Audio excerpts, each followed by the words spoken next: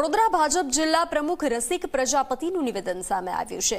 અભિવાદન સમારોહમાં સ્ટેજ પરથી નિવેદન આપ્યું છે। તેઓએ કહ્યું, મારો અનુભવ છે, જે પેપરમાં આવે તે પાર્ટીમાં ક્યારેય ન આવે।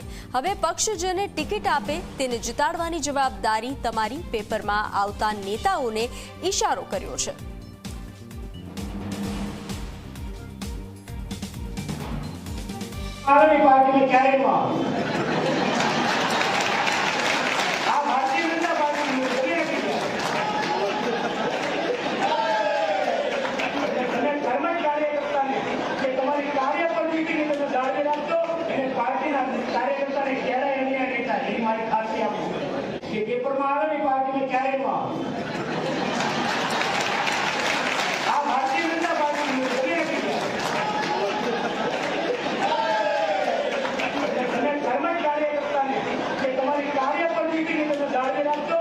પાર્ટીના કાર્યકર્તાને ક્યારેય અન્યાય નહીં થાય, એની મારી ખાતરી આપું।